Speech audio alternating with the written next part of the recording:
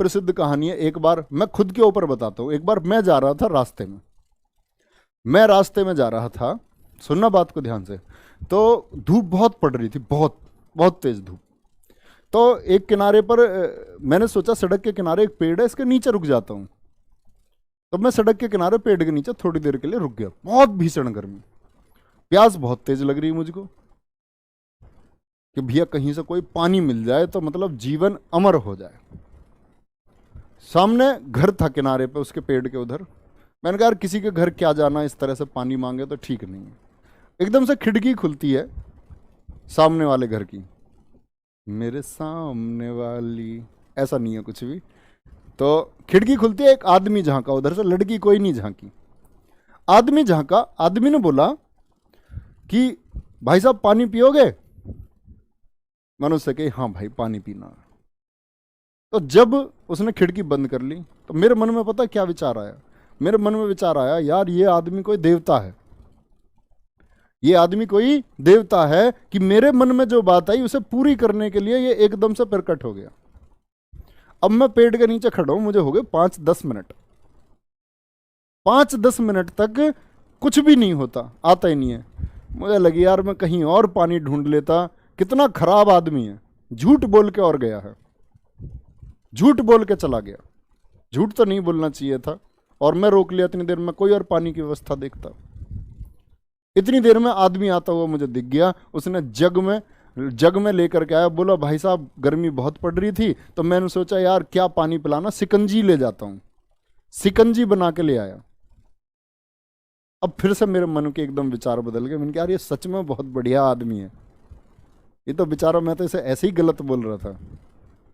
अब उसने सिकंजी जो पिला दी, सिकंजी जैसे ही मैंने पी, पहला घूंट पिया तो सिकंजी क्या थी? सिकंजी में चीनी नहीं। मेरे मन के विचार फिर बदल गए। मैंने कहा यार ये तो मूर्ख आदमी है। बताओ सिकंजी 10 मिनट में आया, फीकी सिकंजी बना के लेकर आया। हट यार, ऐसा आदमी बेकार है। उसने इतनी देर में जेब में से अपने में से चीनी निकाली। बोला मैं ये सोच रहा भाई साहब कहीं आपको शुगर तो नहीं है, तो मैं फिर आपसे पूछ के ही चीनी डाल देता हूँ। मैंने कहा यार मैं इस आदमी के बारे में क्या सोच रहा था, ये कहीं मेरा ही दोस्त तो नहीं है। तो समझ रहे हो आप इस बात को? तो भैया ये जो मन की स्थिति होती है ना, ये व्यक्ति की स्थायी नहीं होती है, बदलती रहती है। तो आपको कभी जीवन में इस बात की चिंता नहीं करनी चाहिए कि फलाना अमुक इंसान आज आपके बारे में क्या बोल रहा है। आपको फर्क ही नहीं पड़ना चाहिए। आपका जो काम है आप उस काम को करते रहें। आपका जन्म हुआ है ना किसी हेतु के लिए, या तो आपने अपना हेतु पहचाना नहीं। कहते हैं कि इंसान का जन्म 2 बार होता है, इसीलिए कहते विद्वान व्यक्ति को द्विज कहा गया, और व्यक्ति को भी क्या कहा गया कि व्यक्ति को द्विज होना चाहिए। 2 बार जन्म।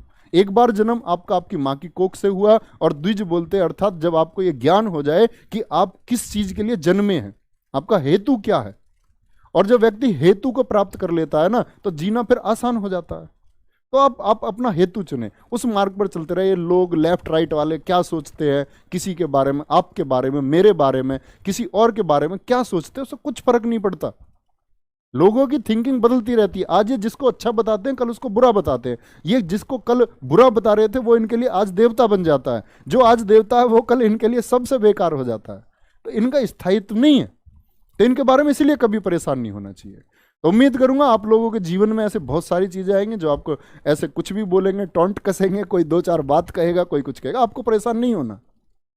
अब सोचो यार कि आप अगर जन्मे हो, आप स्वयं को खुद पहचानते हो, आप महान है तो है। आपकी महानता, आपकी श्रेष्ठता आप जानते हो, कोई दूसरा नहीं जान सकता। और अपनी नीचता और अपनी क्या बोलते कर्महीनता भी व्यक्ति खुद जानता है कि वो नीच है कि श्रेष्ठ है। उसके अलावा कोई नहीं जानता। ठीक है, तो अपना ध्यान रखो। बहुत सारा